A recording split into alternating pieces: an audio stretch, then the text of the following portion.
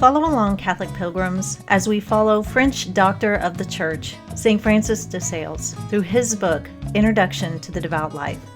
Tune in as we read through this practical guide for living out the Catholic faith well. Welcome back, Catholic Pilgrims, to our second to last reading in the third part.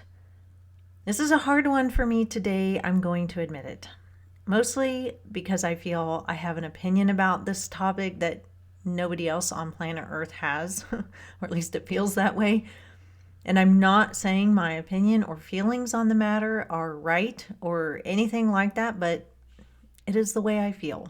I mostly just keep my opinion to myself because everyone thinks I sound like a heartless meaner when I do voice my thoughts on it, and so I just tend to keep quiet.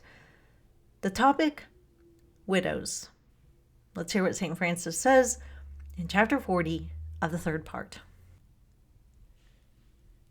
Chapter 40, the widowed. St. Paul instructs all prelates in the person of St. Timothy, saying, "Honor widows that are widows indeed." Now, to be a widow indeed, these things are requisite. Number 1, that the widow be such not only in body, but in heart. That is, that she have an inviolable resolution to continue in the state of holy widowhood. For those widows who only await the opportunity of marrying again are separated from men only in bodily presence, but are united to them by the wish of the heart. If the true widow, in confirmation of her widowhood, will offer her body and her chastity to God by a vow, she will add a great ornament to her widowhood and greatly strengthen her resolution. For reflecting that after her vow she can no longer forsake her chastity without forsaking paradise, she will be so jealous of her design that she will not permit the least thought of marriage to settle in her heart. But this holy vow will place a strong barrier between her soul and all things contrary to her resolution. St. Augustine strongly recommends this vow to the Christian widow, and the ancient and learned Origen goes further, for he counsels married women to vow and dedicate themselves to widowed chastity in case their husbands should die before them, so that amidst the sensual pleasures of their marriage, they may still enjoy the merit of a chaste widowhood by means of this anticipated promise. Such a vow renders the deeds which follow it more acceptable to God, strengthens our courage to perform them, and not only gives to God those works which are the fruit of our good will, but also dedicates to Him the will itself, which is the tree of our good actions. By simple chastity, we lend our body to God, still retaining the liberty to submit it to sensual pleasures. But by the vow of chastity, we give it to Him as an absolute, irrevocable gift, without reserving any power to recall it, thus happily rendering ourselves His slave, whose service is better than all royalty. And as I greatly approve the counsel of those two great men, so would I have those souls who are so happy as to wish to follow it, to do so prudently, holily, and entirely, after due examination of their own strength and invocation of divine guidance, and under the counsel of some wise and pious director, and then it will be fruitfully done. Number 2, further, this renunciation of a second marriage must be done in purity and simplicity, so as to center all affections more wholly in God and unite the heart from all sides to that of His divine majesty. For if the wish to enrich her children or any other worldly aim induces a widow to remain such, she will have her measure of praise, but not before God, since nothing is praiseworthy in His sight but what is done for Him. Moreover, the widow who would be truly such must be separate and voluntarily deprived of all profane delights. St. Paul says that she who liveth in pleasure is dead whilst she liveth. To resolve to remain in widowhood and yet to take delight in flattering attentions and caresses, to frequent balls and festivities, to dress with care and studied elegance, this is to be living indeed in the body but dead in the soul. What, pray, does it signify whether the sign of Adonis's dwelling be made under a plume of white feathers or under a veil of crape? Indeed, sometimes vanity gains most by black, which does but enhance the whiteness of that which it surrounds. And the widow who has already tried the means by which women can best please men has command of the most perilous wiles. Therefore, she who lives in foolish pleasures is dead while she lives, and in truth is but an idol of widowhood. The time of pruning is come. The voice of the turtle is heard in our land. That cutting off of worldly superfluities, which is required of all who would live piously. But above all, it is necessary for the true widow who, like a chaste dove, is yet freshly weeping, lamenting, and groaning over the loss of her husband. When Naomi returned from Moab to Bethlehem, and those of her own city asked, "Is this Naomi?" she answered, "Call me not Naomi," which means gracious and beautiful. "Call me Mara, for the Almighty hath quite filled me with bitterness," because her husband was dead. And so the devout widow never desires to be called or counted beautiful or gracious, being satisfied to be what God would have her, that is, humble and lowly in his eyes. Those lamps which are fed with aromatic oil yield the most grateful odor when their flame is extinguished. And so those widows whose married love has been pure spread abroad the greatest perfume of virtue and chastity where their light, that is, their husband, is extinguished by death. It is no great thing to love a husband while he lives, but to love him so much as after his death to refuse all other is a degree of love only appertaining to true widows. To hope in God while sustained by a husband is not so rare, but to hope in him when destitute of that prop is highly praiseworthy. Wherefore the perfection of those virtues practiced in marriage are best seen in widowhood. The widow who has children needing her care and guidance, especially in what concerns their vocation in life and the welfare of their souls, neither can nor ought to abandon them. For St. Paul clearly says that they are bound to take this care of them, that they may grow up like their parents, and that whoso does not provide for his own is worse than an infidel. But if the children are in such a position as not to need guidance, then the widow should gather together all her thoughts and affections and apply them purely to her advancement in the love of God. Unless some imperative cause forces a widow to involve herself in external embarrassments, such as a lawsuit, I should counsel her wholly to abstain from such and to follow that method of conducting her affairs which will be most peaceful and tranquil, even if it be not the most fruitful. For truly the fruits of such worry must be very great to be compared to the blessings of holy tranquility. Besides, all these and similar disturbing entanglements tend to confuse the mind and open the way to the enemies of chastity, since, in order to please those whose favor is needed, she must assume indevout manners, unpleasing in God's sight.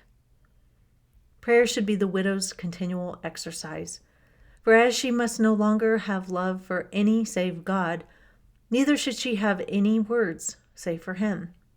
And as iron is hindered by the diamond from following the magnet, but approaches it in proportion as the diamond is removed, so the widow's heart, which could not rise thoroughly towards God, nor follow his divine attraction wholly during her husband's life, should, after his death, run hastily after the odor of celestial perfume, saying with the bride, "O Lord, now that I am mine own, receive me as thine.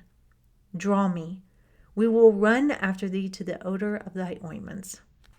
The virtues best befitting a holy widow are perfect modesty, renunciation of honors, rank, large assemblies, titles, and all such vanities.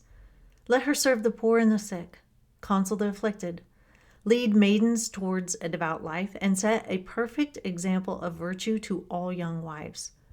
Necessity and simplicity are the ornaments of their attire, humility and chastity of their deeds, purity and cheerfulness of their words, modesty and meekness of their eyes, and Jesus Christ crucified is the sole love of their heart. In short, a true widow is in the church as a little spring violet, which, while it is hidden amid the large leaves of its lowliness, spreads around unequaled sweetness through devotion, and by its subdued color denotes mortification. It grows in open, uncultivated spots, not seeking the contact of the world, that it may the rather preserve the freshness of heart against the heat which longing after wealth, honor, or love would arouse. More blessed shall she be, says the apostle, if she so remain. I could say much more on this subject, but I shall say all in advising the widow who is jealous of preserving her widowhood to study with attention the beautiful epistles which St. Jerome wrote to Furia and Salvia, and all those other women who were so happy as to be the spiritual daughters of such a father. For nothing can be added to what he there says except this, that the true widow should never blame or censure those who enter into second or even third and fourth marriages, for sometimes God thus orders events for the advancement of his glory. And one must always keep in mind that which the fathers taught, that neither widowhood nor virginity have any merit in heaven, except that which is assigned to them by humility. Before I get started, let me first say, if you are a widow or a widower listening to this, my heart truly goes out to you. If you are a widow that has gotten remarried, or a widower, I do not think badly of you, not in the slightest. And one more thing. I know that I have never been in a widow's shoes, and I don't know for sure what I would do, God forbid, if I became a widow too soon. So I'm only making comments on this based on how my heart feels at this time and how I've always felt on this subject. So with all that said, I'm just being very honest and open here, and I'm not looking to shame or blame anyone. In the movie Braveheart, William Wallace secretly marries Marion, a girl from his village. Because the Scots are controlled by the English, he marries her in secret. And the reason he does this is because the English have this rule that when a Scottish man gets married, an English soldier has rights to her on the day that they wed. Basically, the woman gets raped, and the English hope that she gets impregnated with English blood. It's just utterly awful. And William doesn't want to see that happen to Marion, so they are secretly married in the woods. And William pledges to her that he will love her and no other the rest of his life. I even used that line in our vows on our wedding day for me and my husband. And when I was a teenage girl, I was truly touched by this scene. I admired his deep love for her. Well, Marion ends up getting killed by the English, and Wallace basically starts a whole war with them to avenge her. However, the first pretty girl, the English princess, that comes along, he shacks up with her and falls in love. And that just about killed me. It just about killed me.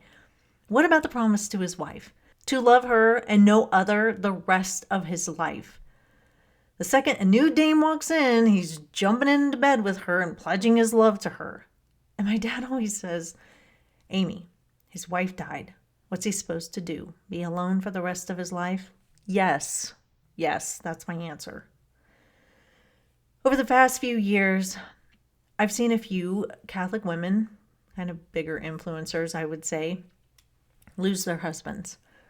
And I find it just so heartbreaking. And the posts that they share about their husbands is just so touching to me. And I'll follow their posts and I see them go through the grieving process and see them sharing memories and the grave visits. And then one day, just out of the blue, they are announcing their engagement to another man. And I gotta be really honest, it always saddens me a bit. And maybe I'm weird. I fully realize that I may be the weird one here. But I struggle to be giddy with glee like all the other commenters. Like I read comment after comment that's just shrieking with glee. And I'm over here like sad. And I never comment. I never say anything because what they're doing isn't wrong, and it's not wrong for people to be excited for them. It's just hard for me to. And I get it. These women are in their late 80s and at that time losing their husbands. They are still in their prime with children to raise and a whole lot of life ahead. I get it. In my head, I get it. And I fully get that they still deeply love their deceased spouse. I do. I get it. I don't for one second think that the new husband has taken his place in their hearts, taken their husband's place in their hearts. I don't even blame them for wanting to get married again. They stuck with their vows till death do us part. I know they are free to marry again. And maybe I'm just super sappy romantic, but there's just something about the remarriage that makes my bones ache. Again, I'm just being honest. St. Francis lays out that there are widows that do, quote, await the opportunity of marrying again, unquote. And then he says there are, quote, widows that are widows indeed, unquote. They are the ones that, quote, have an inviolable resolution to continue in the state of holy widowhood, unquote. But you can't live in that state of widowhood just to, quote, take delight in flattering attentions and caresses, unquote. Like, you can't just use this state as a way to garner pity or make people fawn all over you. But here is the part that really gets to the heart of what I feel. St. Francis says, quote, "It is no great thing to love a husband while he lives, but to love him so much after his death to refuse all other is a degree of love only appertaining to true widows," unquote. The romantic in me just finds it beautiful, like exceedingly beautiful, when a widow or a widower refuses all others because no earthly person could ever take their spouse's place. So, I'm not saying you're a bad person if you remarry. It's not wrong in the slightest. Just for me, my heart is just super tender about it all. But no matter what, though, we should be there for widows, those who will be considering marriage again, and those that refuse it. So that's all for today, Catholic Pilgrims. I'll see you back here soon. And until then, live the faith boldly and travel well.